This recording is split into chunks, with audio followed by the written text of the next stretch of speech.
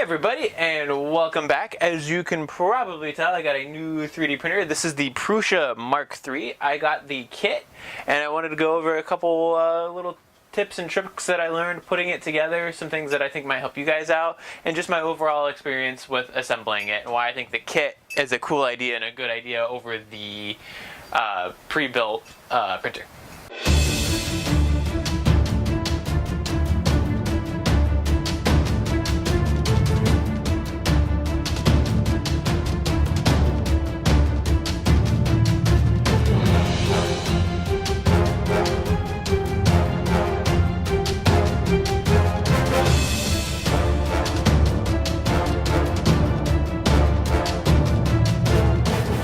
Number one, I think it's just very cool to be able to put your own printer together. They have really good instructions on it. The instructions are one of the things that I do really enjoy.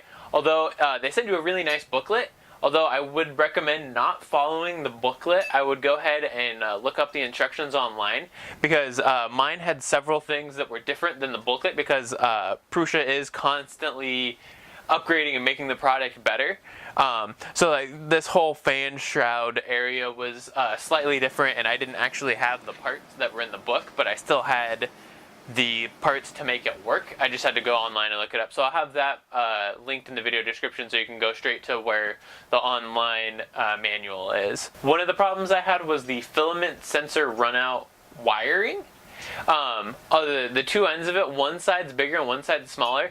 I had swapped them, and I put the bigger side up top here, and then had the smaller side going back here to the board. You do want to make sure that the smaller side is up top, otherwise this piece will not lie flush, and it kind of sticks up and you can't screw it down. One of the other reasons I think the kit is a good idea, it's a couple $100 cheaper, first of all. The shipping time on it right now, I got mine, I think it was 2 to 3 days after I ordered it. The kits, the pre-assembled kits, they're saying are about 5 weeks out right now on shipping, and it only took me about 10 to 12 hours to assemble it. I just sat down with over a couple different days and assemble it. I actually have a live stream of us starting it, which I'll have linked at the end of this video if you guys want to go check that out. One of the things I did have a little bit of problem with was the first layer calibration on it. It was mostly me not being quite sure what I was looking for and having a little bit of a hard time with that.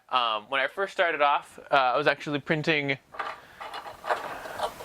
these benchies to get benchmarks of how well to get it dialed, or how to get it dialed in. As you can see, it was all first layer that I was having problems with. There's supposed to be words here on the bottom, but the first layer is so messed up and just kind of floating around and loose that you can't even see it.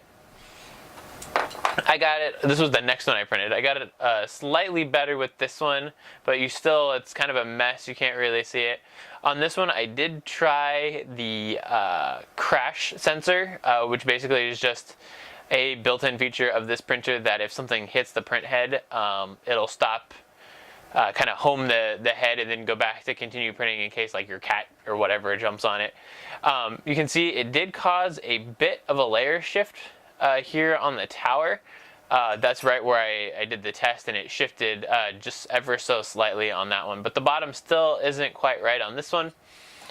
This next one is a little bit better. You can see that there's at least words there, but it's still kind of a mess. This one I tested out the filament runout. You can see the top there is green because that's where the end of the blue spool was.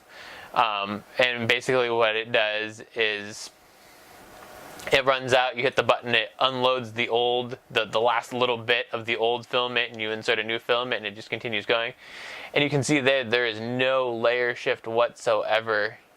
That worked really well and came out really well. And here is the last benchy that I tested. It's kind of hard to see because it's yellow with the light, but the words are really clear there. The bottom isn't all messed up like the previous ones. You can see here's the first one to kind of compare it to. The bottom's all scraped, the bottom's all loose and stuff like that. So what I did to dial this first layer in is I had to run the test a couple times. So I kind of figured it out. So I'll show you guys here what I did When you first start up the printer for the first time, it'll walk you through this, but I'm just going to go into the calibration and show you guys what I had to do with. So the one thing I had problem with, the wizard setup worked amazingly. It basically goes through and checks everything that you did to make sure it's all wired correctly and all of that good stuff. But the first layer calibration is the part I had a little bit of problems with. It asks you if you have PLA filament loaded, which I do, so I click yes. It's going to go through here and warm everything up, so I'm just going to skip ahead to when it actually starts. We're almost there. So basically what it's going to do is it's going to go around and do its normal check to make sure that everything's level and there's nothing stuck under the bed or anything like that. But then it's going to start printing lines across the print bed. And it kind of does like U-shaped lines. And what you're looking for is you don't want the layers to be super squished, and you don't want them to be so high that they're not really sticking to the bed. Now I haven't put anything on this bed, so we might have a little bit of adhesion problem before, just because of that. But it'll at least give you guys an idea of what you're looking for. So here it's going through, it's going to do its little tap. Alright, it's finishing up, it's doing its last one. And then it's going to do its little print here on the front that it always does to kind of clear the nozzle and make sure everything's good to go there. And you can see here, if I can get it to focus, there we go. As you can see here, I'm at minus 1.335, which worked well for me. So what I'm going to do here is I'm going to raise that up to just like that, so you guys can see what the problems are and what the differences are. And then we're going to go down the other direction and go past that, so you can see what too far down looks like. You don't want to go too far because you'll end up ramming the thing into the bed. Let's do that, and then we'll go back to that number, and it will show us what we want it to look like if everything goes well. 35, perfect. Alright, so you can see, it did its whole zigzaggy thing, and then it does this little square here at the end.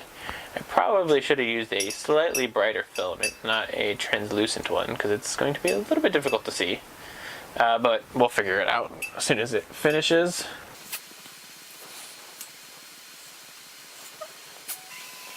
Alright, that is just a piece that came off of it that was stuck on my nozzle. But you can see here where it starts off. This is really hard to see. But you can see here when it starts off, it's super adhered. You can barely see it there. But as you come down here where I raised it up some, it looks slightly different. It doesn't look quite right. And then the higher I go, like there, it's not even attached really, because I got up so high.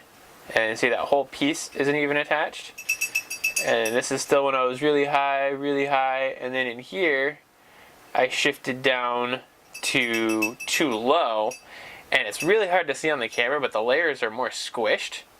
You're kind of looking for them to be not squished, but not super round either. There's kind of a fine balance there. There's pictures of it in the manual, so it shows you in the pictures, but then you can see here, we get back to the right height and it's stuck pretty good, and then here is the little piece it does at the end. There's a piece of filament stuck underneath that because I didn't, like I said, clean or add anything to this bed beforehand, but there's a little piece stuck under there, but that isn't going anywhere until I try to peel it. But that is kind of what you're looking for. But once I got it all dialed in, it actually worked really well. You can see this is a print behind me with a ton of bridges in it, and it came out flawlessly. There's a couple little spots we'll have to do a little bit of cleanup, but I've never had a printer bridge this well on anything before. One of the other amazing features of this printer is, since it has a Noctua fan, which for those of you who don't know are just really quiet fans. They started off I think as computer fans, but they're amazingly quiet. So when this thing is on, you can barely tell that it's on unless it's printing, and then you hear a little bit of noise obviously because the motors make some noise and things like that. You do hear the fan a little bit, but it's much less than say my Robo when you just turn it on, it sounds like a airplane trying to take off. I have ordered the multi-material upgrade for this. It's back ordered right now because everything Prusa does is so amazing that everybody buys it as soon as it comes out, and it's already back ordered. So as soon as that comes, I will be installing it. But I believe that is they're up to 5 colors now that you can do. So you can do, say, 4 colors and a soluble support material, or you can do 5 colors if you don't need to have a soluble support. So obviously I'll be doing a video with that as soon as that gets here. All the features on this thing seem to work really well. You know, crash detection, filament run out, all of that stuff. I haven't had a printer with most of that before, so it's really nice to be able to kind of upgrade and get to that next level. Overall, I had a really good experience with this printer. I did have a couple little problems, kind of like I said, but they do have 24-hour support, and I was able to get right onto my computer and connect with them via live chat, which is amazing. I've had problems with like the Robo, and it took forever to hear back. It took, you know, days sometimes to hear back from them. But this, I heard back, you know, I basically got on and live chatted with them immediately and fixed the problem right then and there. Hope you guys enjoyed this video. If you did, give it a thumbs up. If you want to see the video of the multi-material upgrade, make sure you're subscribed, and you'll see that as soon as it comes out. If you guys have any questions at all, please leave them in the comments down below. I will get to those as quickly as possible. Or if it's with a problem building the printer itself, go ahead and contact Prusa, because like I said, they get back to you pretty much immediately, 24/7.